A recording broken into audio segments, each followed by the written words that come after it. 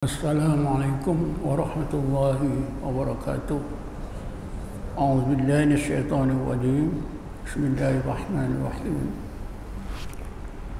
Yusabbitullahu alladhina amanu biqauli tsabit fil hayatid dunya fil akhirah. Asyhadu an la ilaha illallah wahdahu la syarika lah wa asyhadu anna Muhammadan abduhu wa rasuluh. Allahumma salli ala sayyidina Muhammadin nuril anwar wa ala alihi al-adhar wa ashabil akhyar wa sallim tasliman katsira. Allahumma nawwir qulubana bi nuri hidayatika kama nawwartal arda bi nuri syamsika abadan abada bi rahmatika ya arhamar rahimin. Yang berbahagia Tuan Nazir Masjid An-Naim, yang berbahagia Tuan Imam, pegawai-pegawai masjid, dan seterusnya tuan-tuan dan puan-puan, hadirin hadirat yang dirahmati Allah sekalian.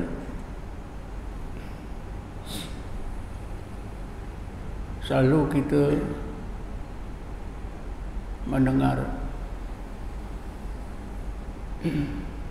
gesaan daripada orang-orang alim di mana-mana pun, supaya kita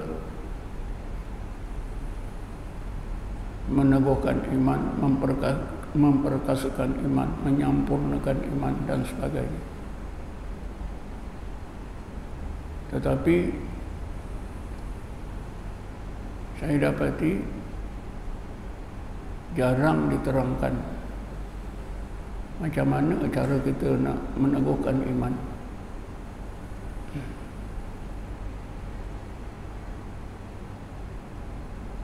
Di TV, di radio, kita selalu juga kita disarankan supaya mengukuhkan iman, menyampurnakan iman. Tapi bila kita tunggu-tunggu, seterusnya tak disebut macam mana kita nak meneguhkan iman kita, menyampurnakan iman kita. Tak ada. Cara macam mana, kaedah macam mana, jalan macam mana nak teguhkan iman tidak ada disebut. Jadi pada malam ni tuan-tuan, saya ingin menerangkan macam mana cara kita meneguhkan iman.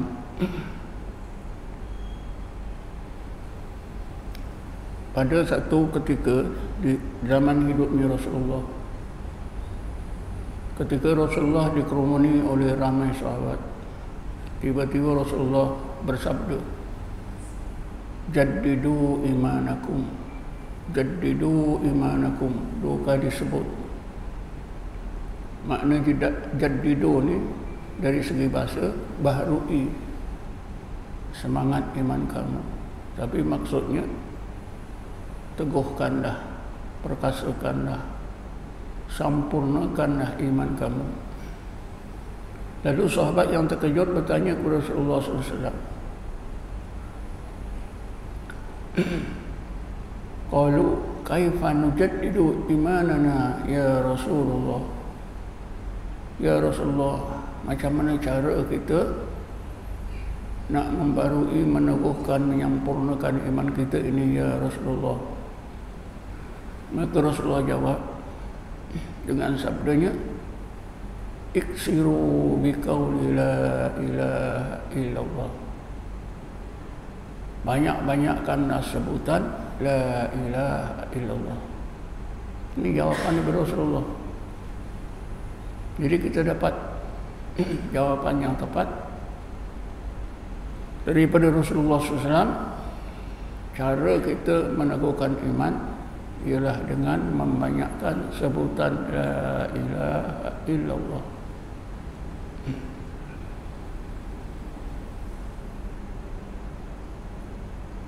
Quran sendiri, Allah sendiri pun menyebut perkara yang pertama, yang sama. Tadi dalam mukadimah kuliah pada malam ini, saya bacakan ayat 27 surah Ibrahim. Bismillahirrahmanirrahim. Yusabbitullahu alladhina amanu biqauli tsabit fil hayatid dunya bil akhirah. Allah meneguhkan, memperkasakan kehidupan zahir dan batin orang-orang yang beriman di dunia dan juga di akhirat. Biqauli tsabit, dengan kalimah la ilaha illallah. Jadi sama tuan-tuan, Quran dan hadis Nabi memberitahu kita dengan jelas cara meneguhkan iman ialah membanyakkan sebutan la ilaha illallah. Malahan satu ketika bila Sayyidina Ali melihat Rasulullah tidak disibukkan oleh sahabat, maka Sayyidina Ali mendekati Rasulullah. Lalu Sayyidina Ali minta diajar amalan yang terbaik yang bila diamalkan cepat, dekat untuk sampai kepada Allah dan keridhaannya, mudah diamal dan paling afdal di sisi Allah Subhanahu wa taala. Maka Rasulullah menjawab, ya Ali, alaika bi mudawamati zikrillah sirran wa jahrun. Wahai Ali, kalau begitu wajiblah di atasmu sentiasa zikrullah, sama ada secara sir maupun jihar.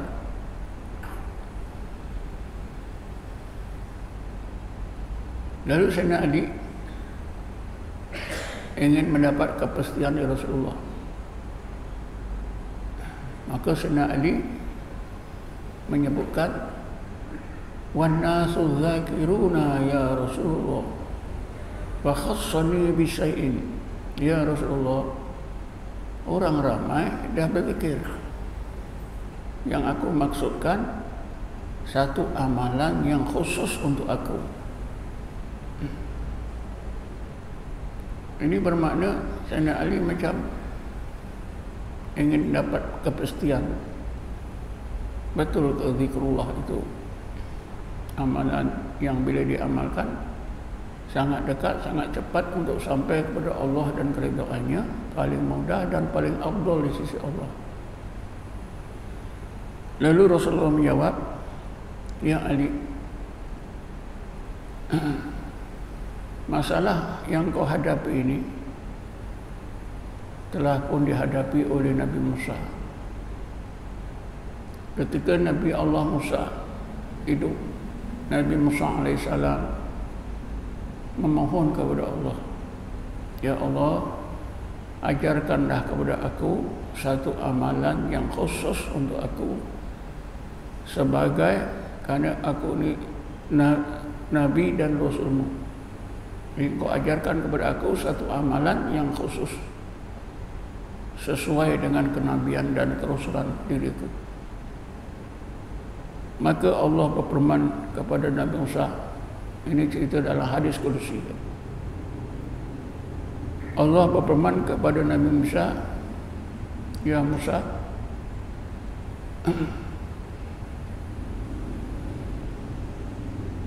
engkau sebutlah la ilaha illallah. Jadi Nabi Musa pun dilanda oleh rasa tidak pasti, minta kepastian daripada Allah.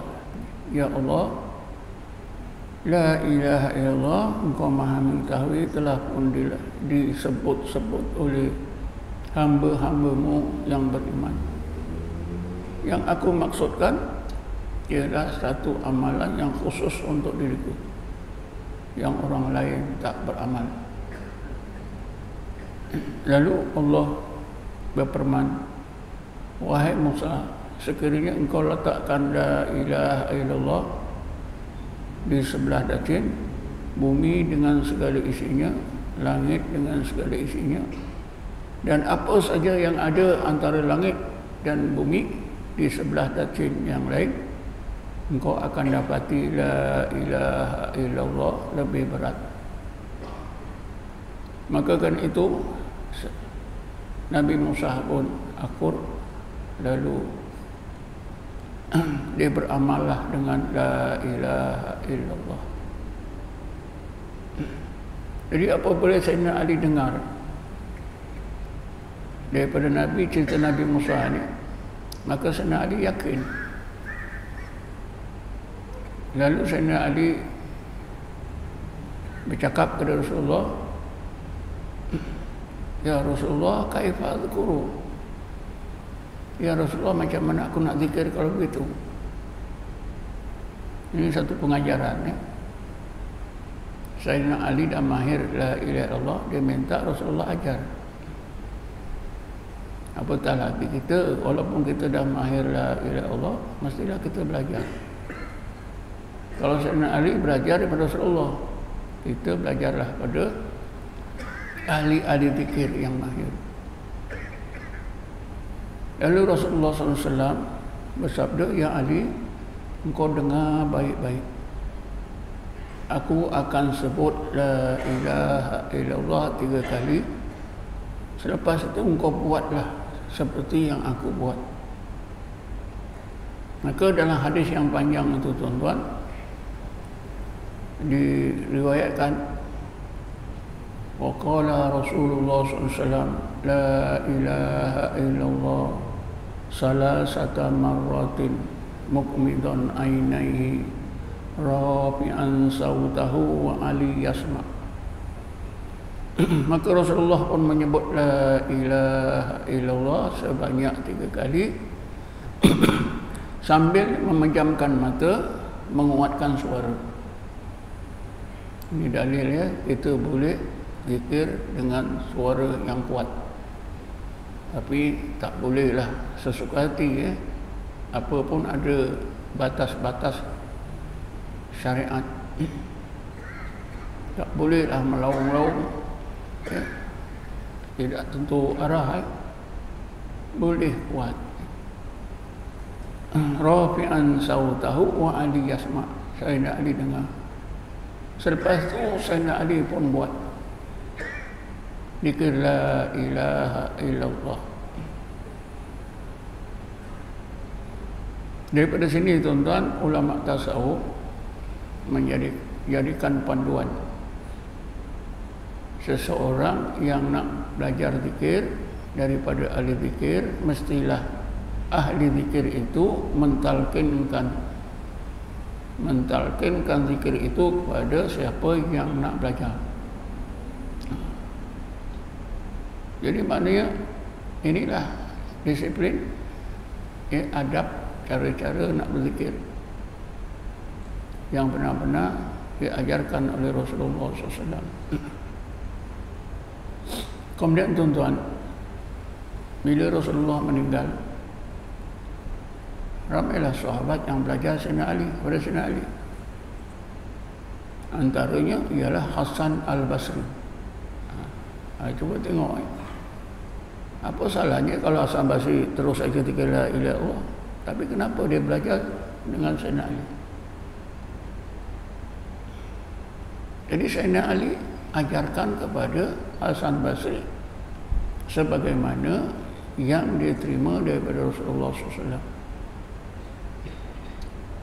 Kemudian bila Sayyidina Ali meninggal, Hasan Basri jadi tumpuan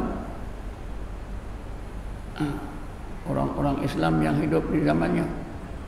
Ramailah orang belajar daripada Hasan Basri. Antara yang belajar, yang terkenal, kalau kita kata sekarang, murid kanan Hasan Basri bernama Habibul Azami. Bila Hasan Basri meninggal, maka muridnya Habibul Ajabi jadi tumpuan orang ramai nak belajar zikir. Antara murid Habibul Ajabi yang terkenal ialah Daud At-Ta'i. Kemudian semasa Daud At-Ta'i, orang ramai pun belajar zikir daripada beliau.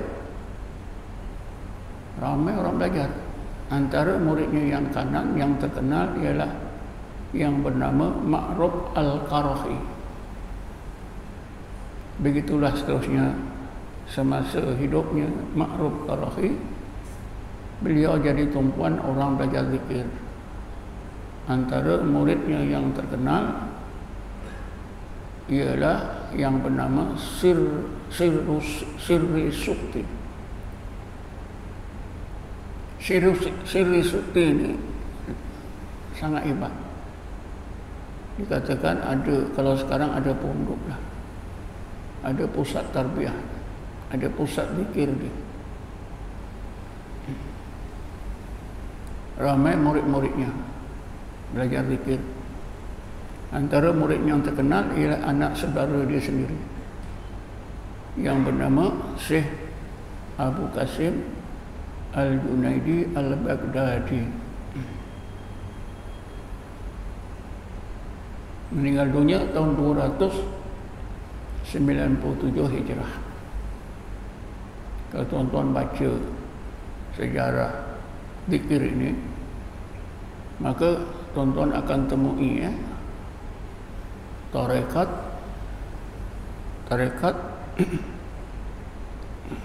Junaidiyah. Tarekat Junaidiyah dinisbahkan kepada Syekh Abu Qasim Al-Junaidi Al-Baghdadi. Meninggal dunia tahun 297 Hijrah, akhir abad ketiga.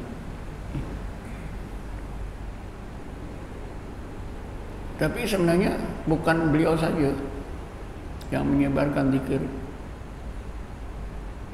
yang bertarekat. Syekh Abu Qasim ini, tuan-tuan, orang yang paling alim di zamannya. Di seluruh dunia Islam, beliaulah paling alim. Macam mana kita tahu dia paling alim? Karena tuan-tuan, ahli zikir ni selalu menjadi target tuduhan sesat. Orang berzikir itu, tuan, memang tuduhan yang pertama yang biasa ialah sesat.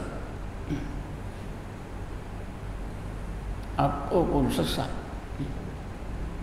Maknanya tuduhan sesat bagi orang zikir ini dah lama. Jadi si Abu Qasim Al-Baghdadi Al-Junaidi Al-Baghdadi, walaupun beliau paling alim yang sepatutnya orang tidak pertikaikan, tapi sekumpulan ulama menyesatkan dia. Sekumpulan ulama ini bukan saja menyesatkan. Sekumpulan ulama ini berjumpa dengan qadhi yang bertugas di kota Baghdad pada masa itu,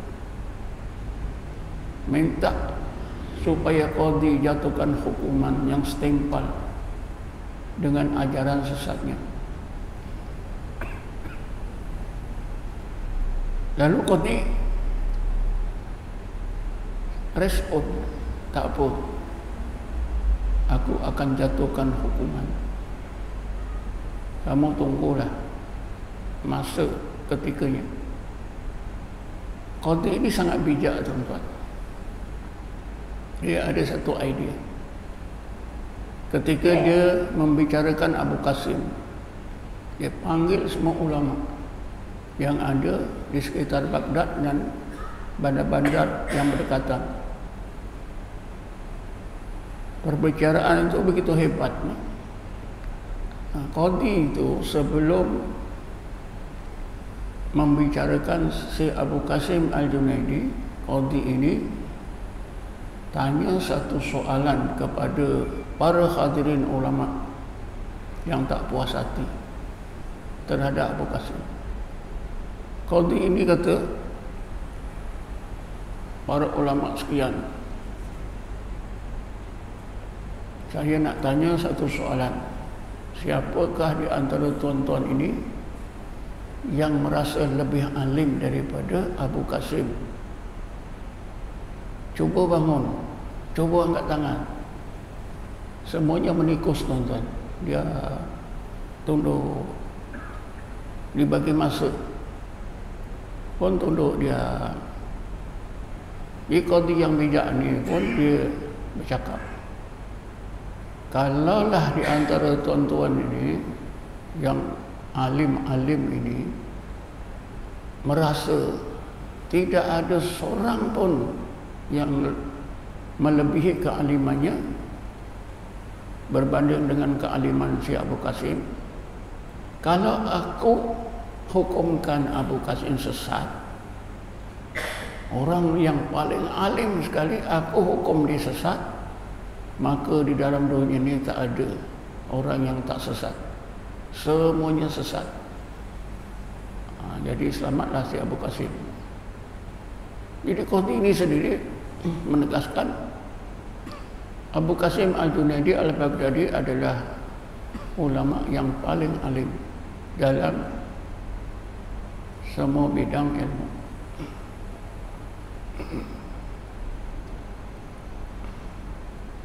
Jadi tuan-tuan, sebenarnya bukan si Abu Qasim Al-Junaidi Al-Baghdadi yang mengajarkan zikir, mengajarkan tarekat, tapi ulama lain pun ada. Kalau di Baghdad, si Abu Qasim. Kalau di daerah Tus, ialah si Abu Yazid Bustami, meninggal dunia tahun 260 Hijrah. Tarekatnya dikenali dengan tarekat Taifuriyah. Kenapa tidak dinamakan Yazidiyah? Karena kebiasaan orang lebih mudah menyebut Taifuriyah. Taifur ini adalah daerah di mana Abu Yazid Bustami dilahirkan pada tahun 2014. Saya berkesempatan melawat Iran selama 2 minggu atau 10 hari. Alhamdulillah saya dapat melawat masjid Syekh Abu Yazid Bustami. Masjidnya itu agak saya kecil sedikit masjid ini. Keturunan beliau masih beramal dengan tarekat yang diajar oleh Syekh Abu Yazid Bustami. Masjid itu pun ditakbir oleh satu jawatan kuasa yang memang beramal dengan amalan tarekat Syekh Abu Yazid, tarekat Taifuriyah. Mereka memberi taklimat pada kami. Malahan makam atau kubur Syekh Abu Yazid ni, tuan-tuan, ada di depan masjid ni, sebelah kiri. Kubur guru dia di dalam masjid. Guru dia bernama Syekh Muhammad, keturunan Rasulullah SAW. Tuan-tuan bolehlah ziarah sana.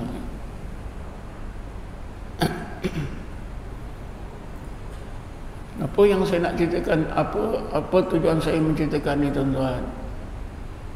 Itu janganlah menyesatkan tarekat. Karena tarekat itu ialah ajaran Rasulullah. Pada tahun 90, tuan-tuan, tahun 90, sudah berapa tahun? Lebih kurang 32 tahun yang lepas, seorang ulama Wahbi yang terkenal di Malaysia ini selalu kecam, selalu hina-hina tarekat.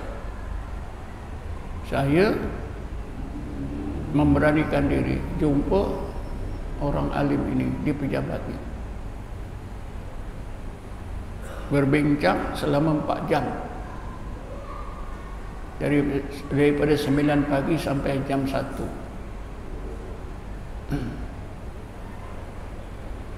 Saya mulakan, kata saya, ustaz selalu menyesatkan tarekat, bercakap itu, bercakap ini.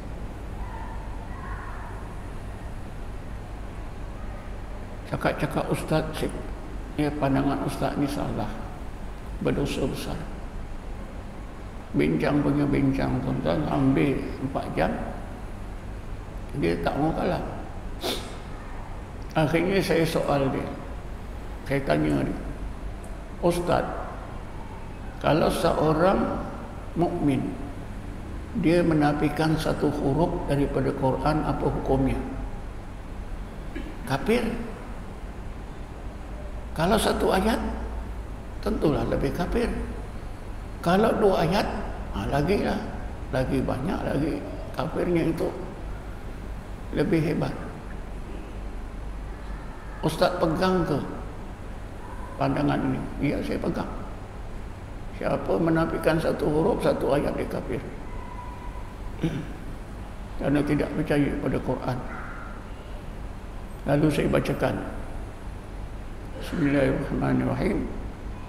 Inna fi khalqis samawati wal ardi wa ikhtilafil laili wan nahari laayatin liulil albab alladzina yadhkuruna Allaha qiyaman wa qu'udan wa 'ala junubihim wa yatafakkaruna fi khalqis samawati wal ardi faqina azaban nar. Saya tanya Ustaz,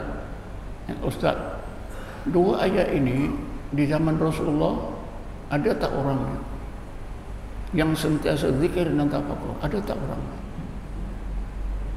Dia tak jawab, tuan-tuan.